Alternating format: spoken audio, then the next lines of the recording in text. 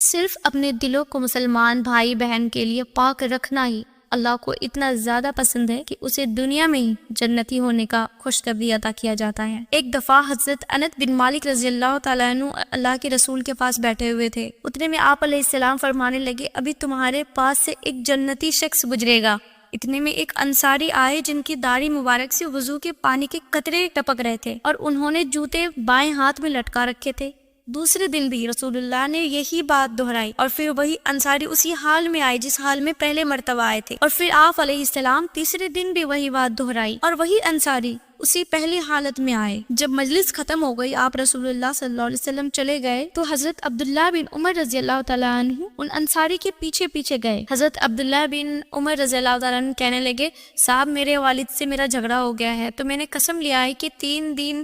میں واپس نہیں جاؤں گا، اگر آپ مناسب سمجھے تو میں آپ کے یہاں 3 دن ٹھہر سکتا ہوں؟ تو اس انصاری نے جواب دیا کہ ہاں بالکل ٹھہر سکتے ہیں۔ پھر حضرت عبداللہ رضی اللہ تعالیٰ عنہ بتانے لگے کہ میں ان کے پاس 3 راتیں گزاری، میں نے ان کو رات میں کوئی عبادت کرتے ہوئے نہیں دیکھا، بلکہ جب رات کو ان کی آنکھیں کھل جاتی اور بستر پر کروٹ لیتے تو اللہ تعالیٰ کا ذکر کرتے اور اللہ اکبر کہتے، اور یہاں تک کہ فجر کا ٹائم ہو جاتا، پھر وہ فجر کی نماز کے لیے کھڑے ہو جاتے۔ جب 3 راتیں گزر گئیں تو میں نے ان کے عمل کو معمولی ہی سمجھ رہا تھا، تو میں حیران تھا کہ رسول اللہ صلی اللہ علیہ وسلم نے ان کے لیے بشارت تو اتنی بڑی بڑی دی اور ان کا کوئی خاص عمل تو ہے نہیں۔ تو پھر میں نے ان انصاری سے کہا کہ اللہ کے بندے، میرے اور میرے باپ کے درمیان نہ کوئی ناراضگی ہے اور نہ کوئی جدائی ہوئی، لیکن بات یہ ہے کہ میں نے رسول اللہ صلی اللہ علیہ وسلم یہ آپ کے بارے میں 3 مرتبہ کہتے ہوئے سنا، ابھی تمہارے پاس سے ایک جنتی آدمی آنے والا ہے، اور تینوں مرتبہ آپ ہی آئے، اس لیے میں نے ارادہ کیا کہ میں آپ کے پاس رہ کر آپ کی خاص عمل کو دیکھ، تاکہ پھر میں اسی عمل پہ